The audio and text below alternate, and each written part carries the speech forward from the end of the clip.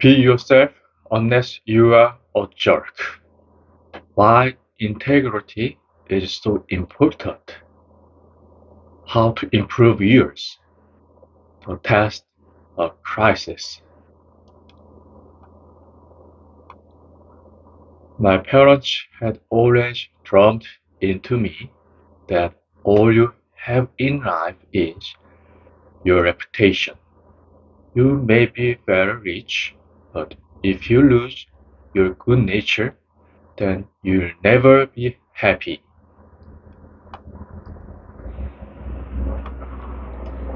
Most everyone says integrity is rule number one in acting like the best CEO, more so than being a brilliant individual, a visionary, or a leader. Personal integrity is the cost of entry to this position. That's right. How you do your work is more important than what your work is. Everyone can nod his or her head and claim, oh yeah, I'm definitely a good citizen. But are we moral, upright, principled, honest, proper, decent, virtuous, and straightforward, high-minded, noble, kind, considerate, and fair all of the time with everyone? Pretty tough standard. Yet, it is the standard to which you can aspire. If you can't, who will? And if you do, you just might set a model of excellence for those around you. The least of it is you will sleep like a baby. That being a healthy baby, not a colicky baby. Feeling good about yourself, and it will get you some percent on that 1000% more a day for. 1 month after getting the CEO job, I was the most popular guy in town. It takes some guys 10 years to realize that everyone patting them on the back is because of their position, not themselves.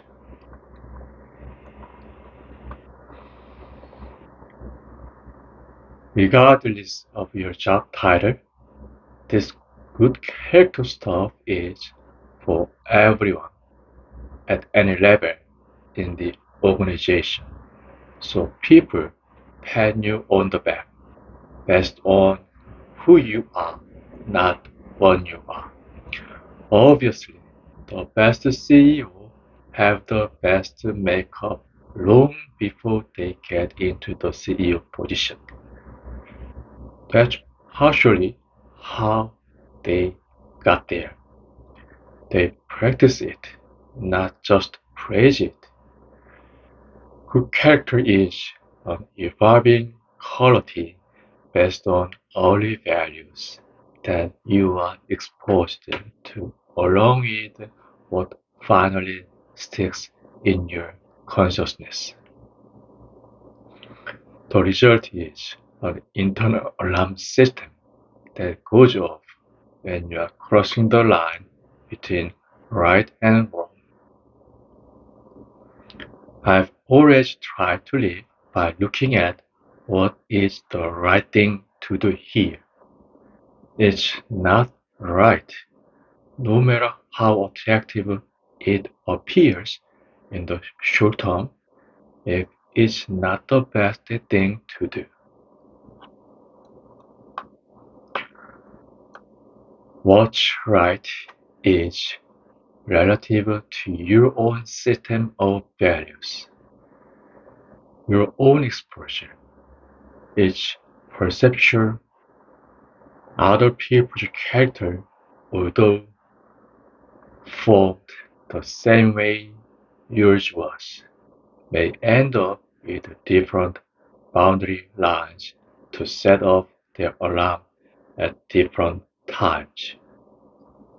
For instance, members of the mob have different boundary lines than the Dalai Lama. Consequently, both are going to view issues differently and choose different actions.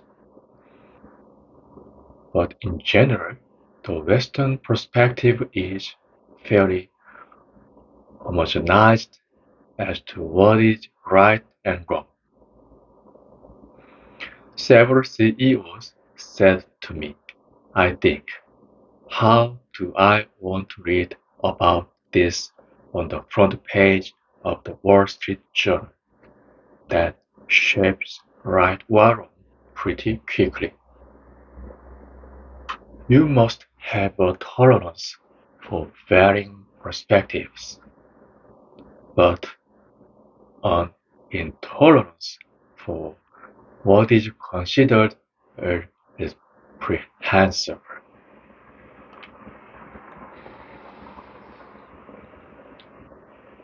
You set your own standard of behavior, live it consistently, teach it to those who want to follow the same standard, and understand that not everyone is exactly like you. In reality, their view can be different from your view. While both of you pledge you are acting right or sometimes people think the arena with the least ethics is politics. I asked Rick O'Donnell, Director, Governor's Office of Policy and Initiative for Colorado Governor Bill Owens about it. Politics is a microcosm of population. There is not a higher percent of bad people in politics. They are just exposed. If a CEO says he's going to go in a certain direction, then a year later it didn't happen that way, no one knows unless it's mentioned in the annual report. Whereas, if a politician says something, the media is going to remember. The politician is scrutinized every time he changes his mind simply because people see it. The fact is, people grow and change their mind regardless of their work.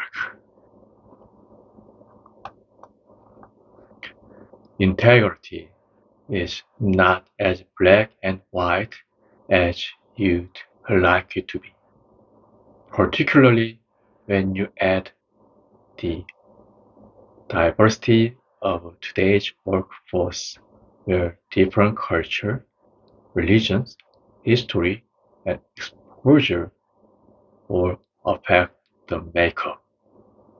In other words, you can be judgmental about your right being more right. They just may feel the same about you. So you average it out. On balance, you act and make decisions not just for your good, but for the common good. You sacrifice your own aspiration for the common good. You decide to act like integrity is non-negotiable while at the same time tolerantly understand that people view the same truth differently. You choose to be credible beyond reproach and accept that others try to also. You act this way not just to do things in a legal manner, but because it's your private code of behavior. You consistently follow through on these beliefs all of the time, even during times of crisis. You are the kind of person who will be a good CEO, like these four have a reputation for being.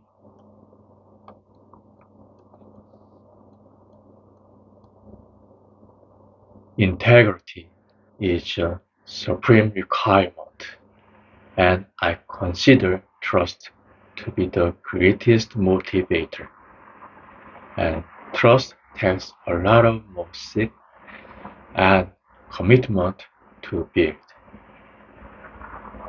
It takes a long time and you can lose it overnight. I think there are two essential things. The first is the value of people. The second is the importance of value.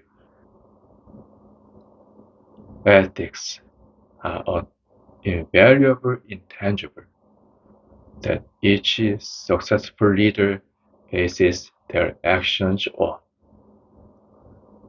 One of the things that my firm prides itself on is the ethical value that run deep in our blood. It's something that is worn on our sleeves.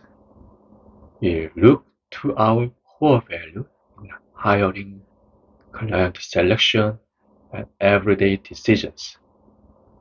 Even our firm byline is ethics, fair, genuine. Ethics is something that has been deeply seated in all successful organizations and their leaders and will continue to be for as long as successful business will exist.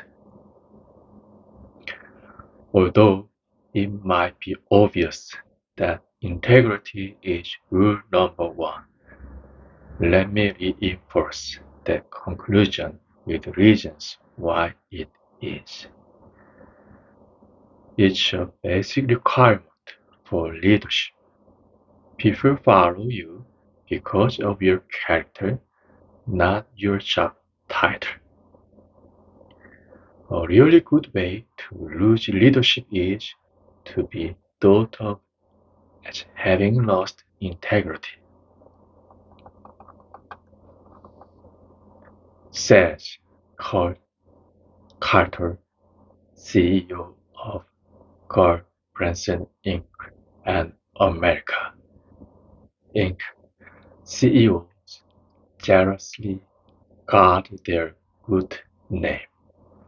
Their parents for their good name, like paying a bill they do know.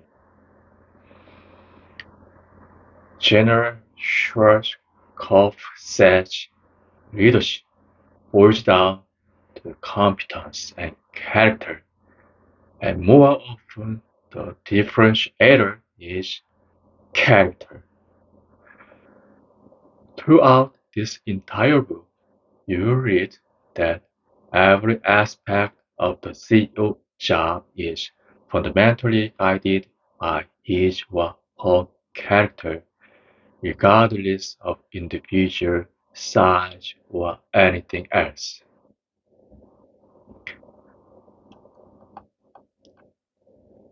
Ethical behavior turns out to be the easiest to do. When you have an unwavering constitution, you can be yourself and not work so hard trying to be something you aren't. You don't run the risk of people discovering artifacts. Like you've heard people say, it's so much easier to tell the truth than I don't have to try to to remember all my lies.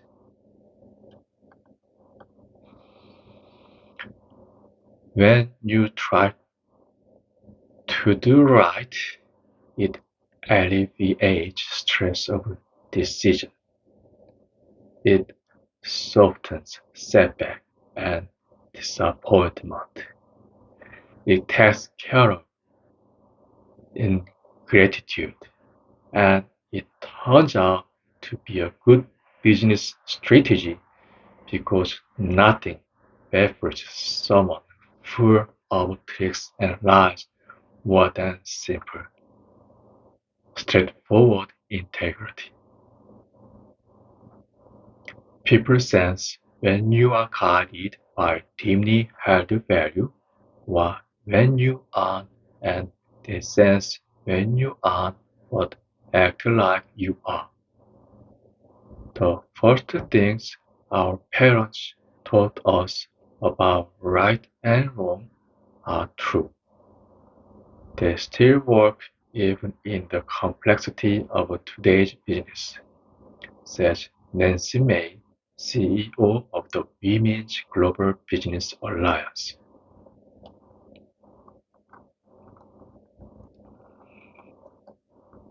Set standard of expectation.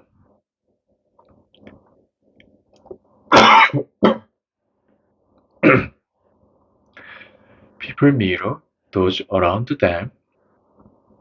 Your people are a reflection of you. If you dip your toes in the pool of non-ethical behavior, even a little, it starts a whirlpool. The CEO needs to be the personification of the company's value to his organization, customers, suppliers, and outside world, says Daryl Rooster, president of Planters Specialty Foods. It's that simple. When the elephant sneezes, everybody catches a cold. Gross expression. But you get it. Everything gets passed around. The CEO is a role model. His major responsibility is to bring honesty and openness into it, but it has to be his own personality. I had high standards, and bet if I set the example, people would live up to them, and the company would benefit greatly, says Duane Purser, retired CEO of Columbine Venture Capital. I had an individual that I wanted to promote. He was bright, energetic, and a good thinker, and did an outstanding job. But he had a character flaw he couldn't get over. I tried to help, and sometimes he did better, but he couldn't quite make it. So I ended up not promoting him. You truly demonstrate and prove your integrity in your actions. One small example is that you have to do what you'd expect your people to do. When I was visiting the field, I'd schedule a flight home at 6 p.m. so I could work with my people until 5 p.m. If I expect a full day from them, they have to see me do the same. You either live by the rules or don't live by the rules, says Paul Scholasberg, CEO of DFW Consulting. And sometimes you have to inconvenience yourself to remain that person with integrity. If your people can spend more than $150 a night for a hotel room, then you can't either play by the rules, whatever they are. If you provide a constant example and application that will run the company when you aren't there to tell people what to do, that becomes part of your corporate culture. The person I believe is the executive secretary, says Nancy Albertini, CEO of Taylor Whitfield. We had a phone call from a CEO who wanted us to do a search for him. I returned the call. His secretary snarled, "Who are you? What are you calling about?" And he's too busy to talk to. I just said, "Fine, just explain to him why he has heard back from me was because you explained he was too busy to talk to me." Well, the man did call back and was awfully pleasant to me because he needed me to do the search. When I started to work with him, I discovered that his manner was to be nice when it served him and not to be the rest of the time. It only reinforced my commitment to paying attention to the CEO's secretary. If she is nice and helpful, it tells me about his management style. If she isn't, that tells me something too. I make sure in my own office that everyone treats anyone who calls like they are the Queen of England.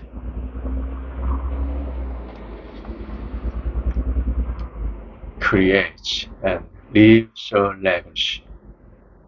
You can always bet on technology, can bet on the numbers, and can bet on the economy. What you can bet on at the end of the day is management. People track your performance. It's called your reputation while you are here, and your legacy when you are gone. The way to gain a reputation is to endeavor to be what you desire to appear. People see through you when you aren't honest and ethical, either right away or eventually. The truth will come out. You can't misstate. You can shape the truth a little. You can even be coy. There's no accident. Eventually, you'll be faced with the facts. Again, they create your legacy. Pick your guiding principles and apply them religiously to hiring, building an organization, or dealing with customers. Even in the exploding technology world where anything goes, you can't risk betraying other employees or businesses. It will come back to haunt you eventually.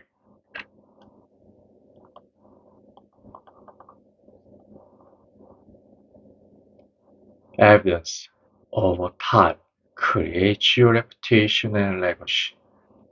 Previous integrity, that's your roadmap to follow when evaluating someone, says Lawrence Land, attorney at law.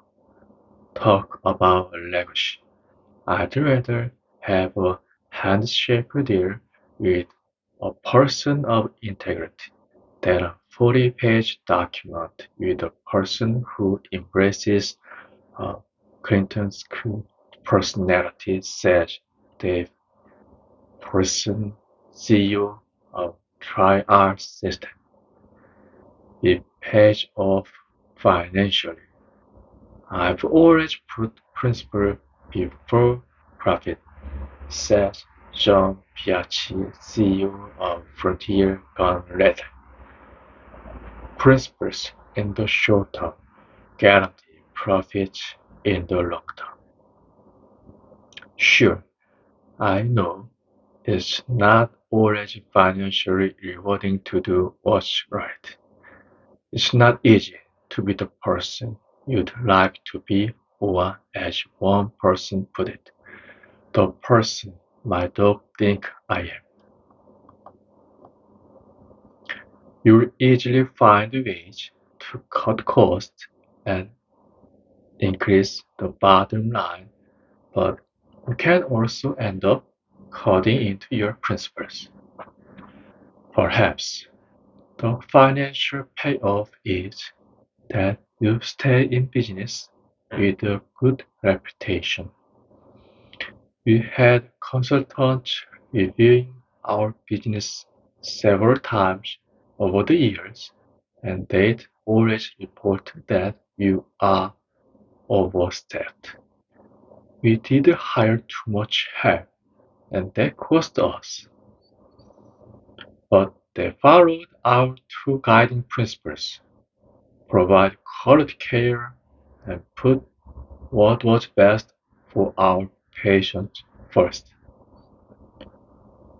Our pay was self-satisfaction, said Dr. Calvin Kessler, chief of FT Colin in Lynch Clinic. It keeps you out of jail. People choose to do the right thing because it fits their self-image or they fear temporal or spiritual punishment. It's like the lines in the old movie Rogue River. Every man is a potential criminal, only fear stops him. The fact is, the higher you go up, the more freedom and power you have. With that comes self-pride in accomplishment and feeling good about what you've done. That's all good and normal. When taken to the extreme, it becomes bad.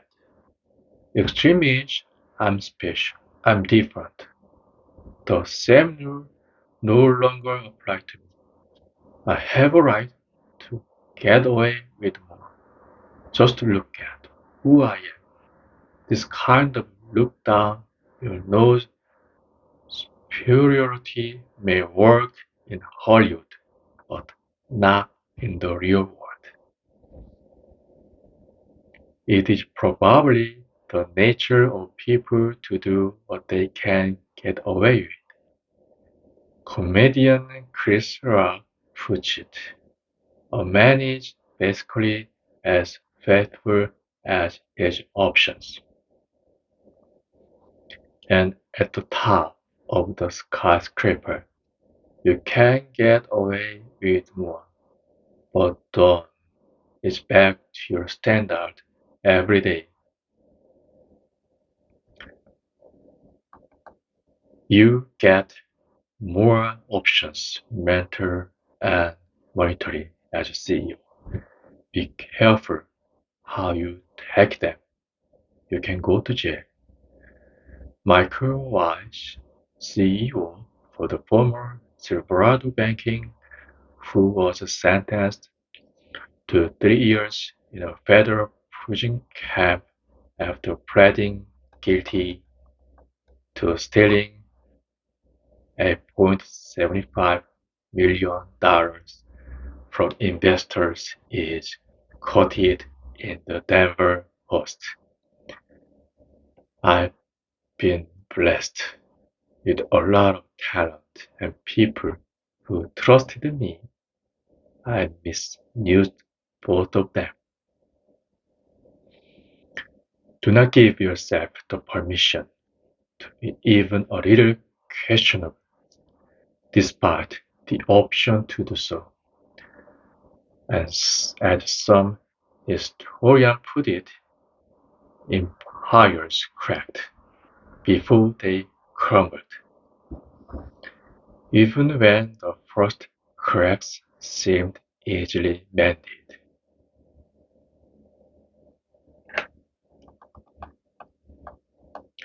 Good people will be willing to work with you.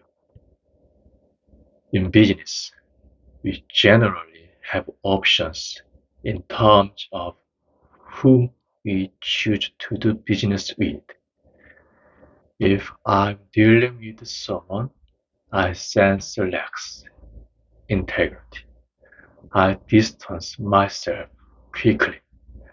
If they work for me, they don't last long. Integrity is fundamental to our corporate culture, said Ted Wright, CEO of Ampersand. Does it take longer than a second to answer whether, if given a choice, you'd work for someone who demonstrates integrity over someone questionable? Well, the same goes for who would work for you. If the both motive, character, and ability are something you don't respect, quit. If you have a subordinate who has a motive, character, or ability you can accept, fire him or her. There was a sign on one publisher's wall for years. We rip off the other guy and pass the savings on to you. Now, do you think that was a successful recruiting poster? This is a busy. This is a biggie. If you don't have good people working for you, you'll fail despite your effort, intelligence, action, etc. Good people don't work for bad bosses, at least not for long. If you are a boss who's experienced recent success and you think you hold a hot hand, can therefore slip and slide a little because of your power, you'll eventually find out differently. Power comes from integrity. Power is duty that comes from integrity. The truth is that at the CEO level, there are there are many opportunities to do wrong.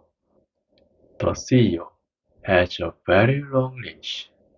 There's little scrutiny above that level in many business situations. And when you clearly have the option but choose not to take it, you have personal power because of how you handled yourself, and people will see, understand, and respond accordingly. We like movies with some version of a hero overcoming a hurdle, a time where he could lie, cheat, or steal, but instead he ends up more powerful because of not doing it. Well, that opportunity comes to you every day to be a hero at the office.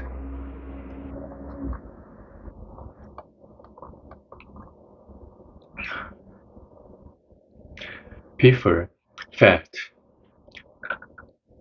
I to be fair and compassionate, and I got devoted employees because of it.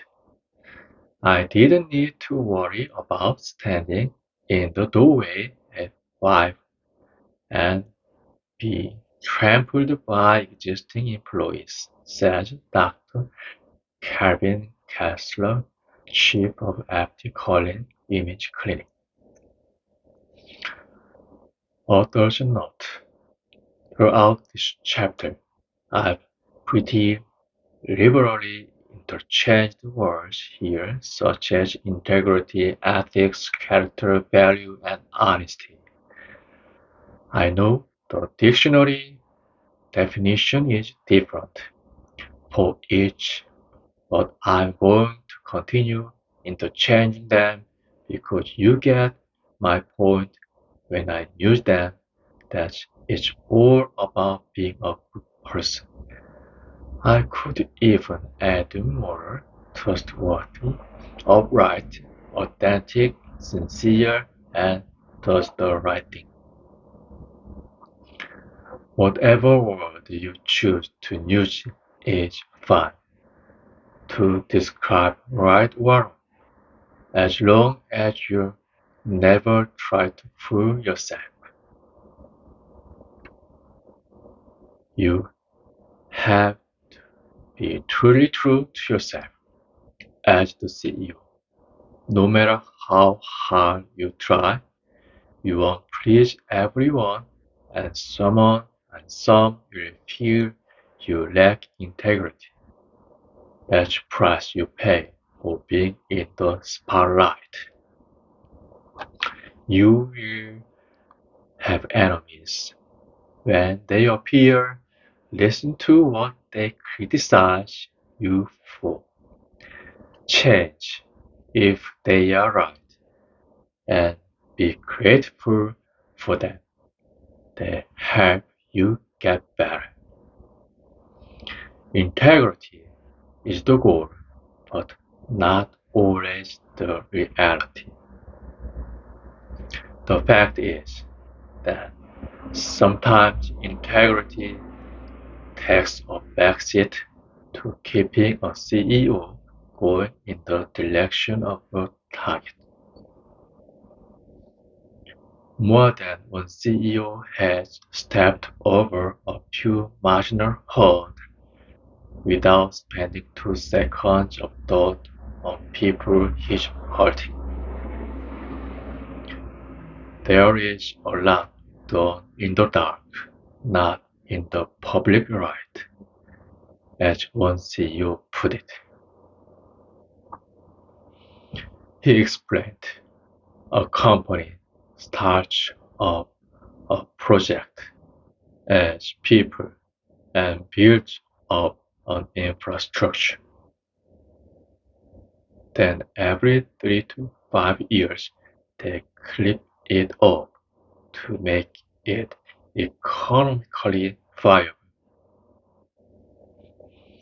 They don't spend a lot of time thinking about the division full of people who have to relocate, or the 20-year employee who's losing her job. Companies trim back and see what raises its ugly head. The goal is to gain efficiencies, to get what is good for them in the long term. They give a financial package to people of 6 or 9 months for an early out.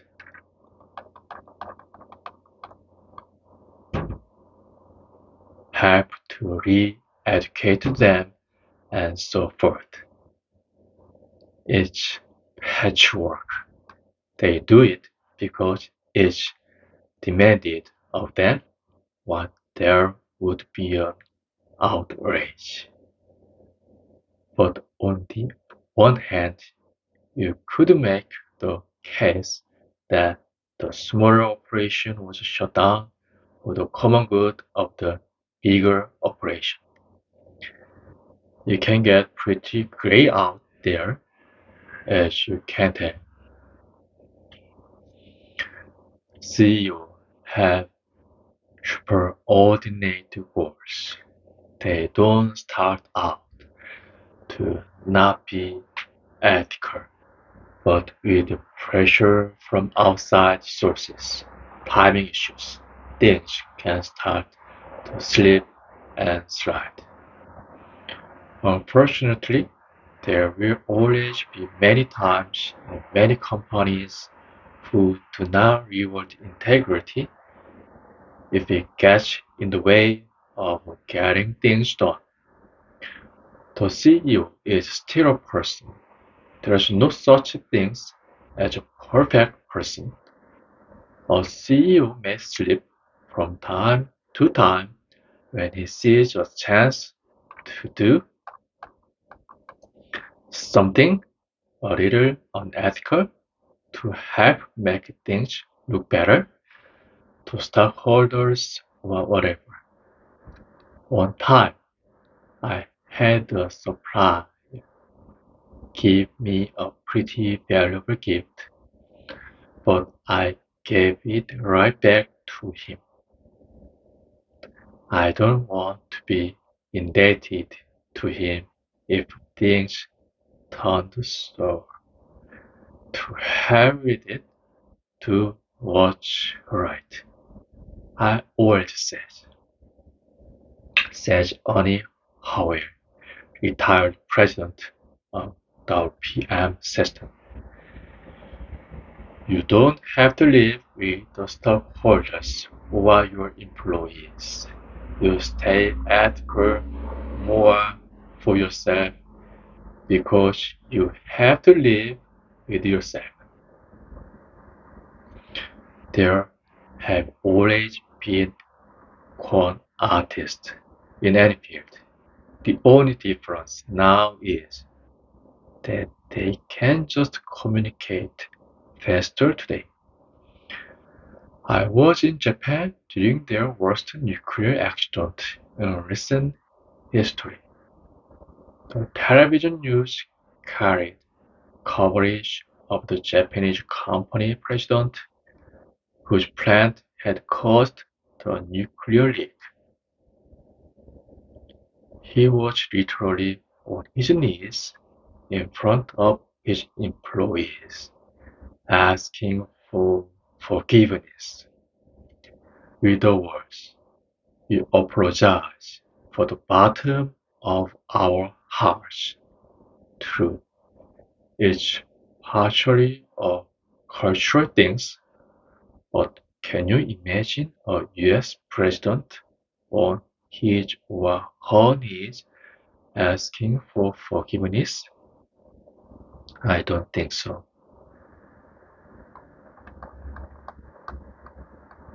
The same television show had an interview with a US company CEO who had been fired from his highly visible big company job and was going to head an internet startup. The reporter asked if his departure had been a humbling experience. He avoided the question, so the reporter asked again. After being pressed to answer, all the CEO would admit was, I do not wish to repeat the experience. Known for his arrogance while CEO, he continues it in his new venture.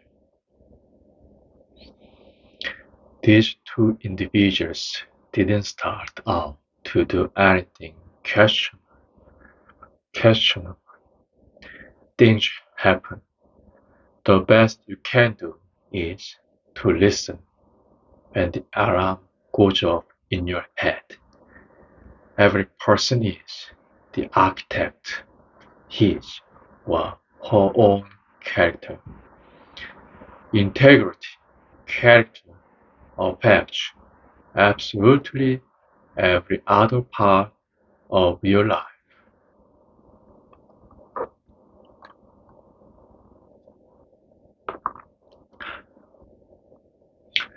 It's the one thing no one can take away, and we can't lose it unless we choose to. This is your reality. Your reputation is what others think, but this is reality. It's the result of your own effort and endeavor. No one gave it to you other than early exposure from parents and society. It's the area to work on the most for it will serve you the best. JP Morgan considered the best bank collateral to be character.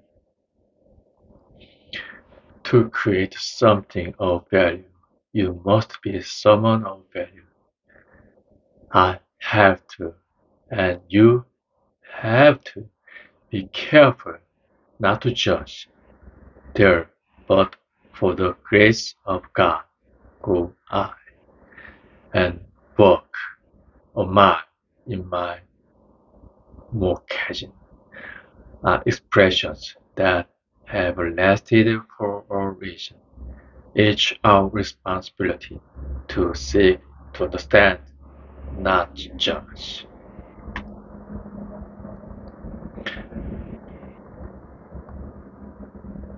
However good you are, get better. As good as you are, check on what you need to work on to get even better. You should try to get better on every skill part of your job. Try to improve the integrity side too. It seems a little silly. You could say you have it or you don't. I know myself pretty well and I work on being the person my dog thinks I am, but I also know I could be better. And in your heart, I bet you feel similarly. Most people who attain the CEO level have values early on in their career. You can improve management skill, but integrity is one thing that has to get stronger.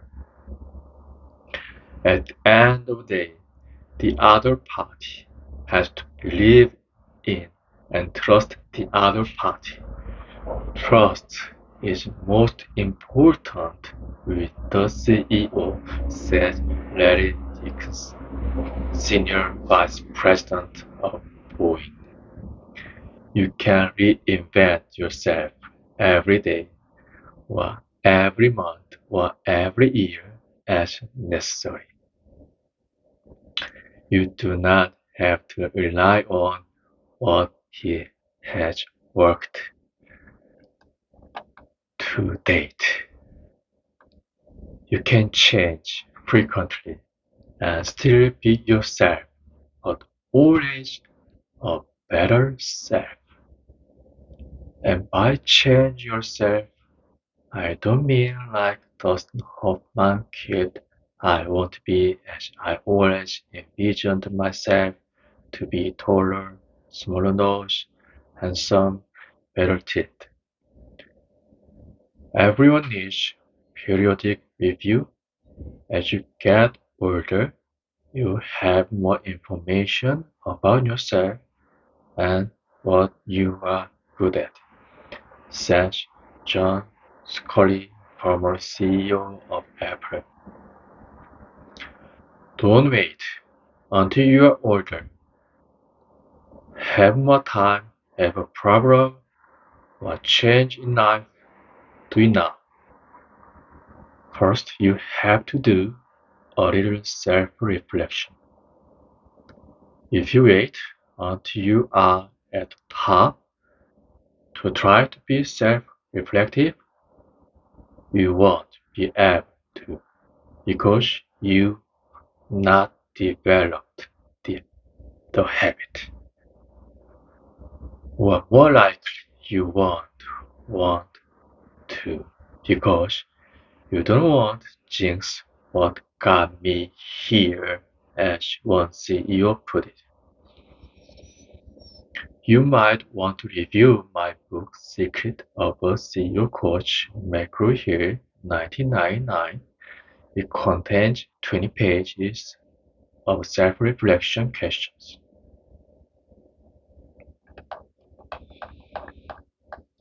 Think of 5 important situations you've been involved with recently that turned out just okay, not great.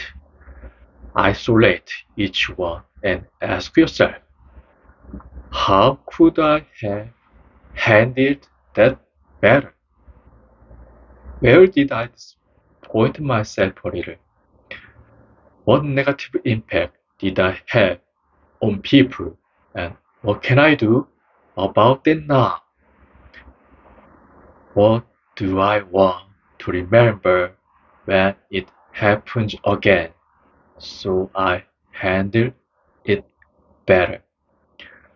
What can I do about it now? Sound like beating yourself up. Wrong. Sound like a waste of time. Wrong. I just took a recent situation that happened in my own life through these questions. What I learned about it upon self-reflection. I should have kept emotional reaction out of it. I shouldn't have listened to other patients with an agenda. I'm a little embarrassed that others saw me less than the images I like people to see. I now have an enemy, at least temporarily, until I fix it. In hindsight, I would not have done this. Instead, engaged with a more open point of view with the person involved. What I want to remember next time is not to be so high and mighty about how right I was because I wasn't as right as I thought I was. And what I have to do about it now is swallow my pride and apologize. The higher the altitude, the lower the feedback. Self-reflection is to provide your own tough feedback before you get it from others.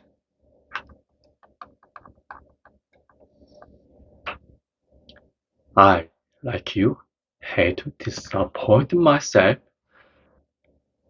so by doing this little exercise, I've thought it through it enough intensity that I will likely not repeat it. Or if I do, I'll catch and correct earlier on. For those curious about the situation that I didn't handle well, no, I'm not going to tell you anymore.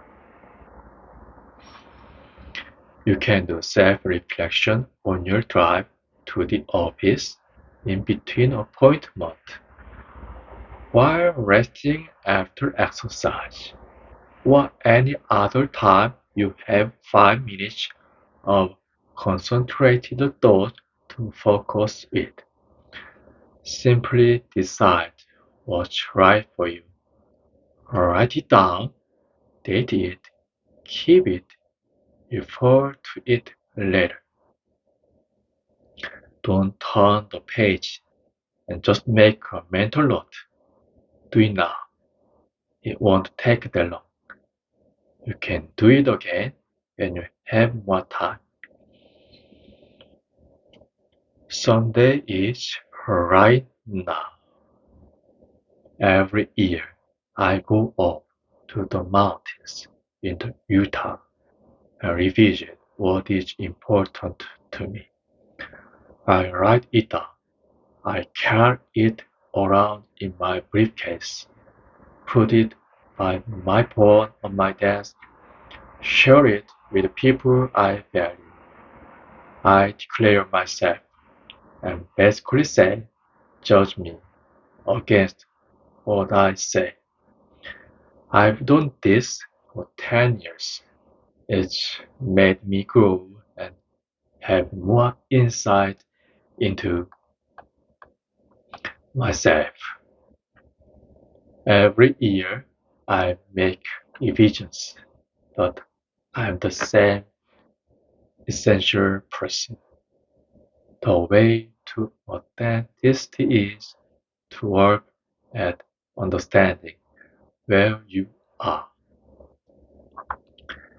Network with people who help you develop insight into yourself. I knew a grapologist, a retired CEO, 8 years old, and some friends and family. I periodically check in with them. I'm alert to their insight. Once I declare it, I feel like the emperor with no clothes. I'm obligated to keep at it, says the current president of Nabisco Food Company. I initially didn't share my goals with people, but now I do. I found it helps me live up to them. As I wrote earlier, ethics is a word that is frequently brought up. There's the dictionary definition of the word, a principle of right or good conduct. And there is Bill Daniels, CEO of Daniels Cable Vision Working Definition. If you make a deal and it doesn't feel right, chances are it's unethical. Bill, who was frequently on the business magazine's income list of the top 400 in the country, proudly gave me a copy of his company's Code of Conduct since 1958. Although written as the company code, I've written it for a personal code. I exemplify the highest standards of honesty, integrity, and personal conduct and adhere to all legal and ethical principles. I will deal with all constituents in an honest, courteous, respectful, and polite manner. I work with all in an honest, civil manner and will show respect to my colleagues and to their opinions. I will not knowingly disseminate false or misleading information and will act promptly to correct an erroneous communication for which I'm responsible. I will not engage in practice which corrupt the industries I serve or damage the business community. I will scrupulously safeguard the right of privacy of present. firm and prospect associates and treat information obtained in a confidential manner. I base my professional principles on the fundamentals, value, and dignity of the individual. I take responsibility for my actions. Can you do business without this code of ethics? I asked Daniels. Yes, but not for long. Anyone who does not live up to his integrity, ethics, and character will eventually be found out. Can you learn to be better at it? The answer to that is yes. The purpose of the self-reflection questions earlier is to give you experience in shaping your personal code, then write it down.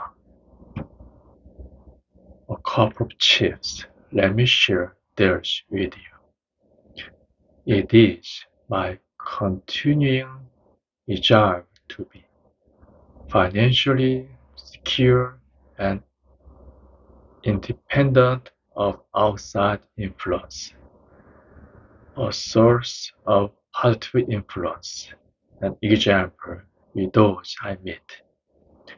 Confident all my friends will be served and cared for according to their needs and my ability. Vigilant that my business and personal affairs are conducted in a manner which will enrich those involved. Balance in my business and personal goals so each will be successful and fulfilled.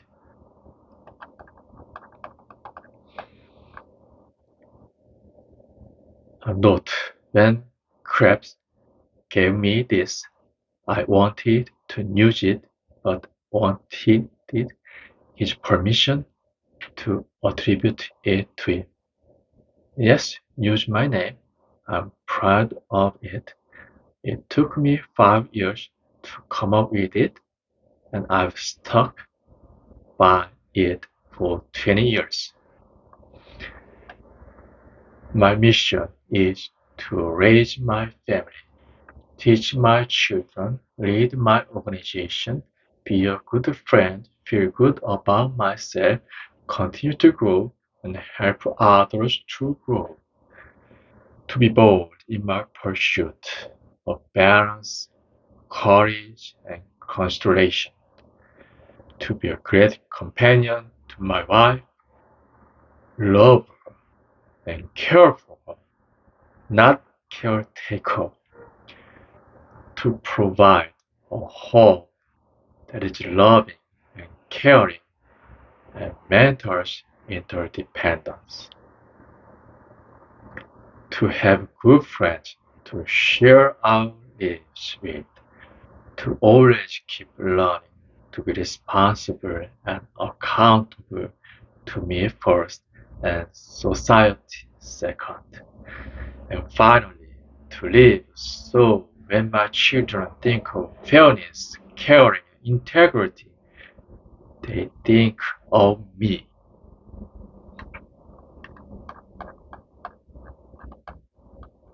And one CEO's code of conduct was simply I put myself in the other person's shoes.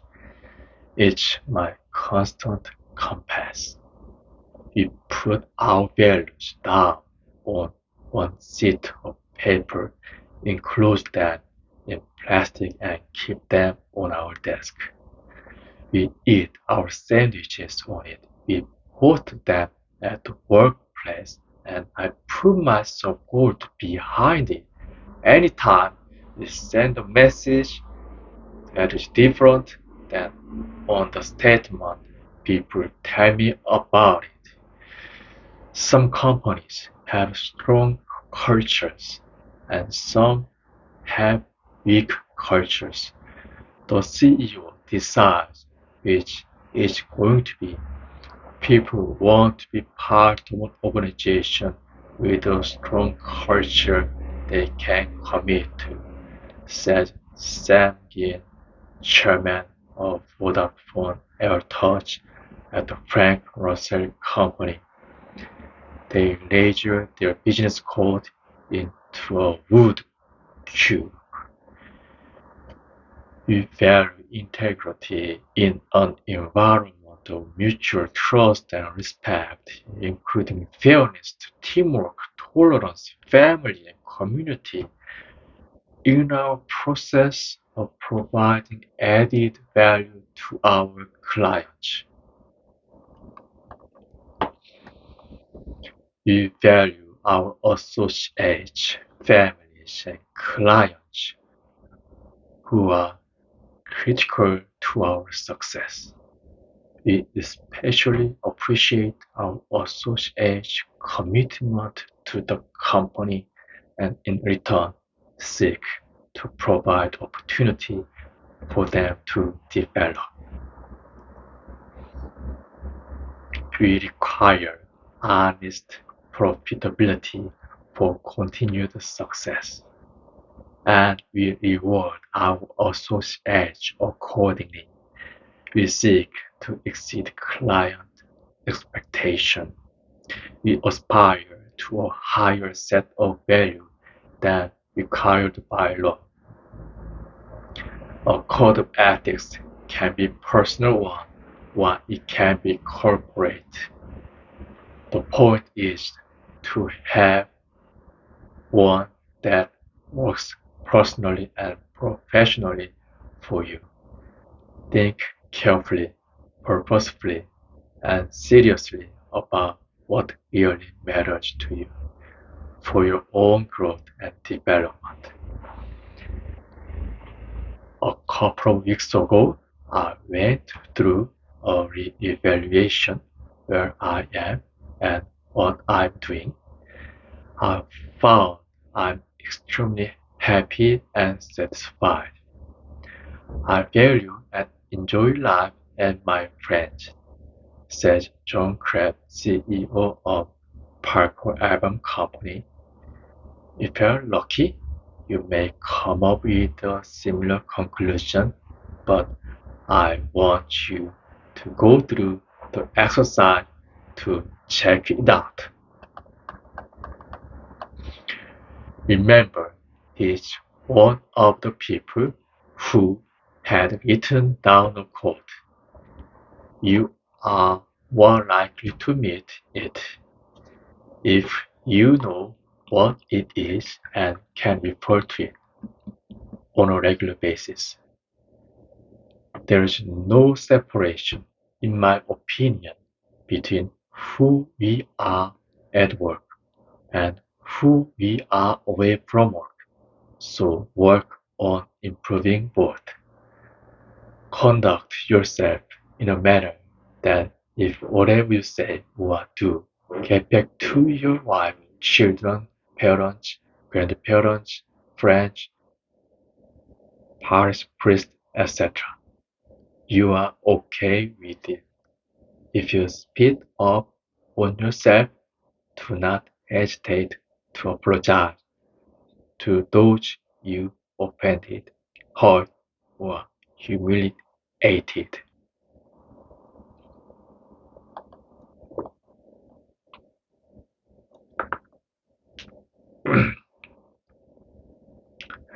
Leave your coat where you felt enter. Be self-disciplined to the extreme when it comes to leaving your coat. Any honest self-evaluation results in area for development, so do something about your weakness. Where you felt alter, you wouldn't be reading this book if you didn't have the goal to be better. Like a lot of things in life, it's not how talented you are, it's deciding what you want. Want it bad enough to be self-disciplined in getting it.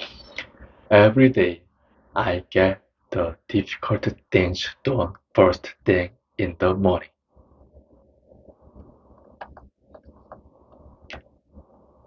The ABC News show 2020 reported on a nationwide study that determined self-control was an indicator of success.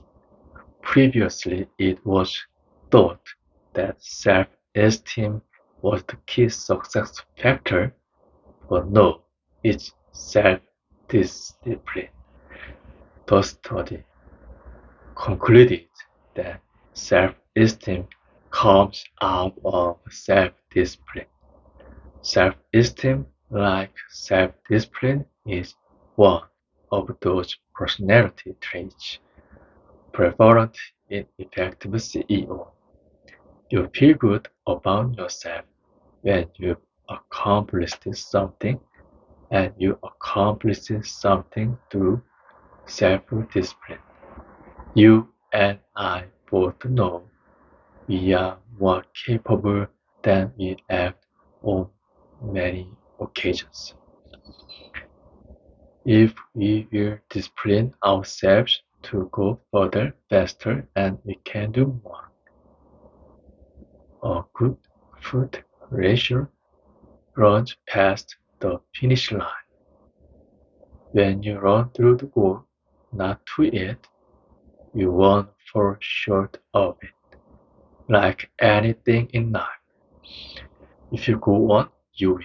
If you stop, you lose.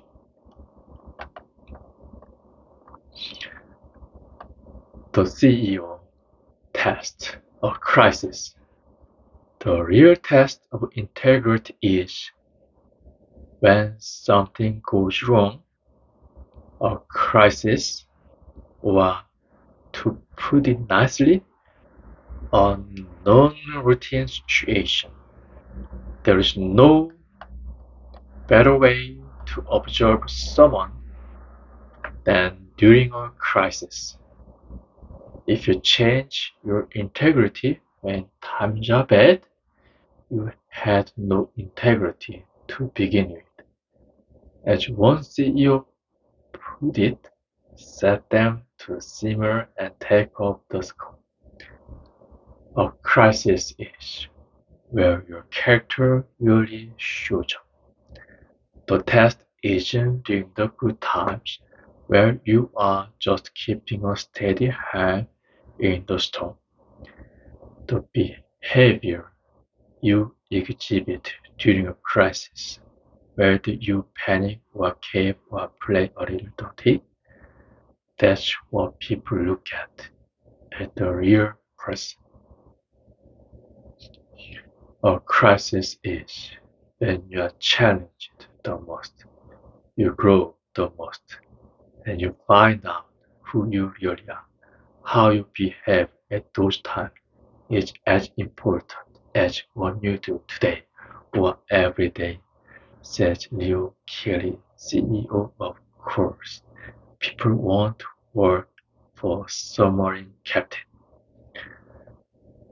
The CEO must have the ability to stay on deck while the wind is blowing at gale force.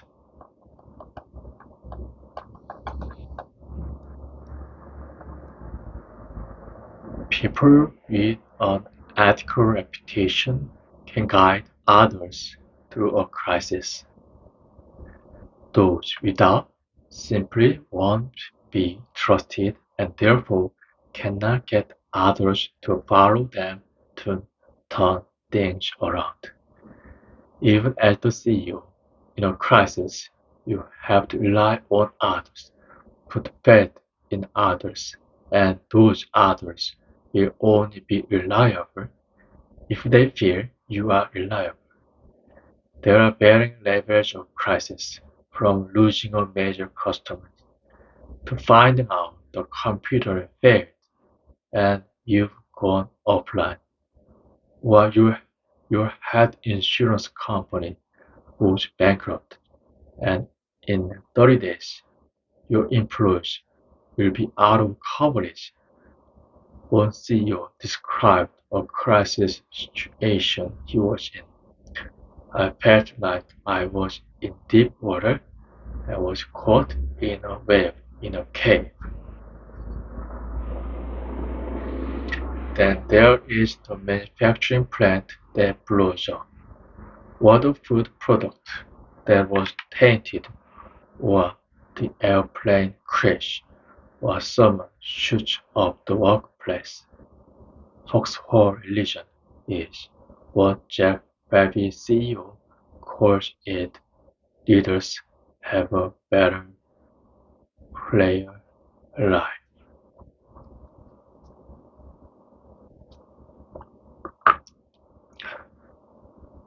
You can control 99% of the stuff in business life. There are steps to deal with in a crisis which I will lay out. Those steps, although important, aren't as important as the tone and manner in which you carry them out.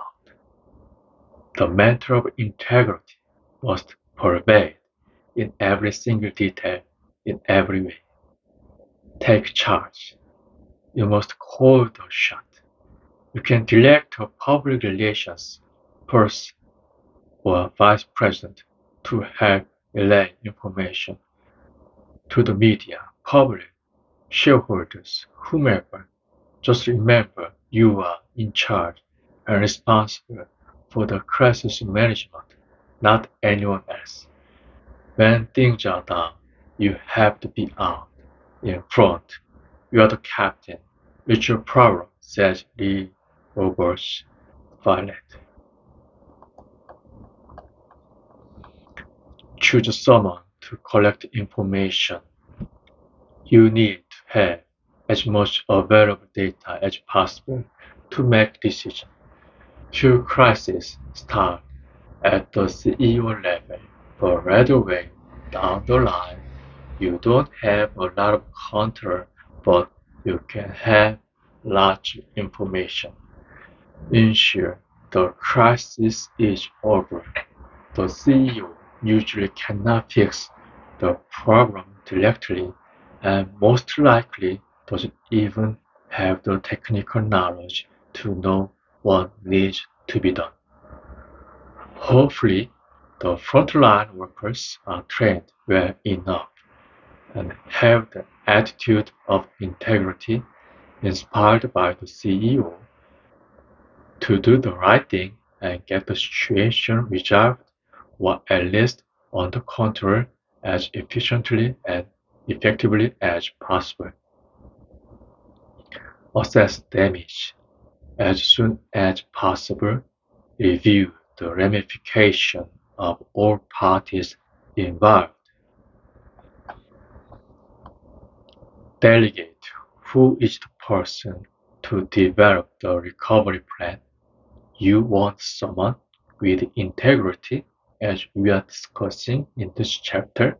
At this time, more than ever, you need someone who will keep his or her head about them when others are losing theirs.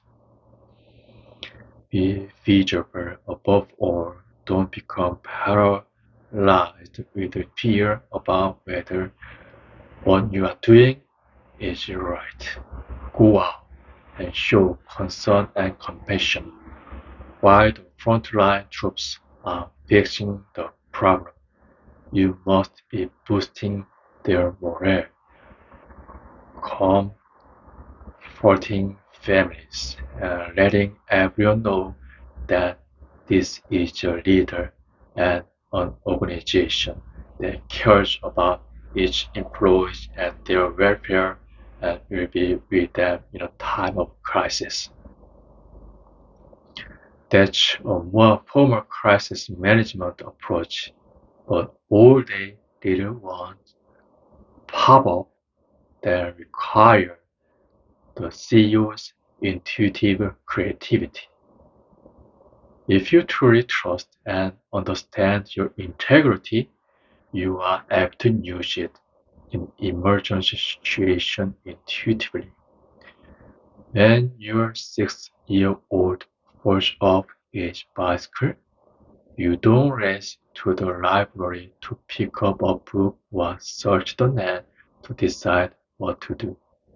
You react instantly and you react intuitively.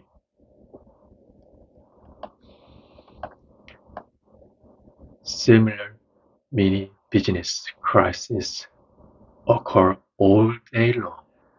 You don't know when one of them is going to occur, and at the time you experience it, you react with the right core that comes from your character.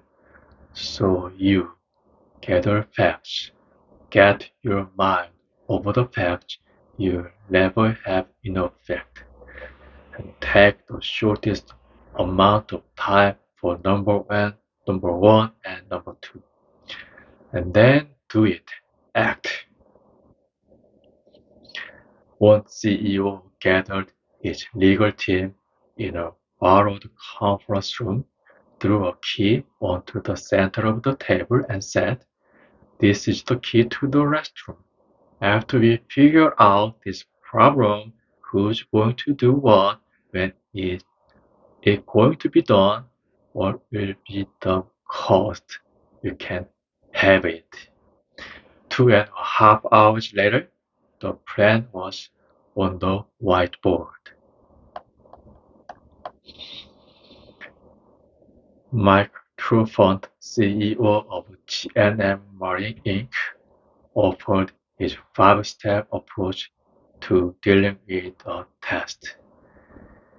Keep your head when others are losing theirs. Credit to Kipling. Be strategic unless the building is on fire. Take the time to think beyond the first step and consider the good and bad consequences of action. Maintain a broad perspective over time versus looking at an event in time, something he learned from his father. Have faith and do the right thing, which is usually the easiest to know yet often hard to do. Communicate well, keep a cool head, think strategically, keep perspective, decide on the right thing to do, and communicate all of this to those to whom it is important and relevant to know.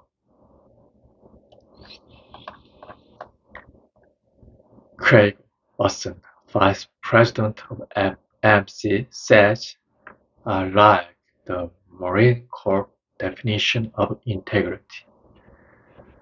Doing the right things when no one's looking.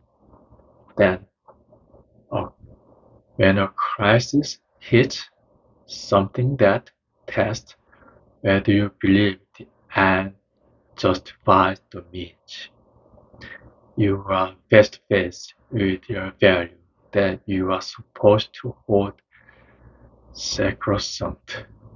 Some additional steps. Since you understand your deeply held values, use this understanding to rank order what's important in a given situation. If you have to give something up in the process of dealing with a crisis, start at the bottom of the list. For life to be meaningful, it must have a challenge. It feels satisfying to overcome a crisis and gives you strength for the next time. Sometimes you are going to lose, regardless of preparation, effort, and good intent. You don't always achieve the outcome you desire. That's another crisis when you lose. For most CEO, if you are winning, you are miserable. and each little consolation that losing makes you better. But it does. Losing is nothing but education. The first step to something better. Closer to victory the next time if you turn up the 1000% effort.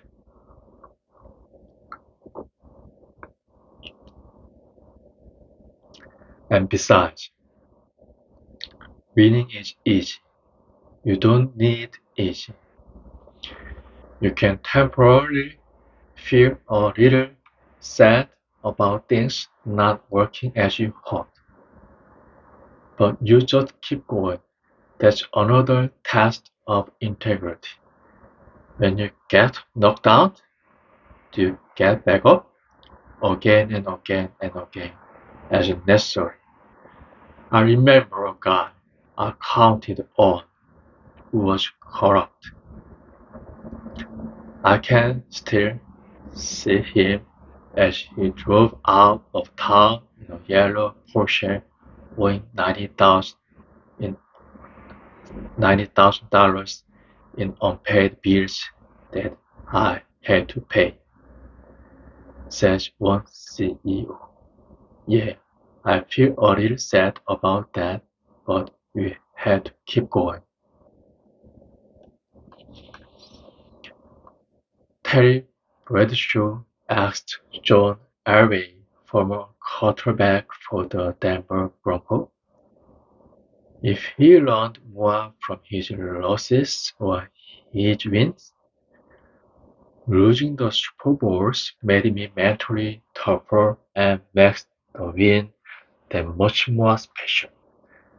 As another sports legend put it, Rick Pitino, losing is fertilizer for my growth. You know that, but it still is miserable while it's happening. I had set up a $48 million contract with Moscow. It was 3 years of effort, building trust and getting to know the right people. I had a solution to their problem. My partner in the deal came over for the final meeting. He blew it. 2 years worth of work wiped out, said Jim McRich, CEO of ATM. I took him to the airport to send him home the next morning at 5 p.m. I admit, I was totally inebriated. The taxi driver looked at me and said, "You start somewhat early for an American. If you just lost $48 million, wouldn't you get drunk?" I said. "Yeah, I guess so," he said. How you lose is another test of character. So when you have a setback, crisis, or failure, don't be a jerk. Don't be overly convinced of your own importance. Don't think you are the exception to the rule in doing whatever you feel like. Don't act only to please yourself. Don't break your word. Don't be dishonest. Don't be mean or nasty. Don't kick people in the face anywhere along the way. Don't yell and scream. Don't embarrass others. Don't turn supporters into roadkills when the going gets tough. Don't be arrogant no matter how much right you think you have to be arrogant. Don't get good at being bad. If you follow these steps, you still might make it to the top, but it cuts your shelf life down in staying there. And you better have very good people who made a lot of fences for you, addressing 800 lawyers at war. The Astoria Sheriff Spence said, don't act like someone you know. Be yourself, unless you are an asshole.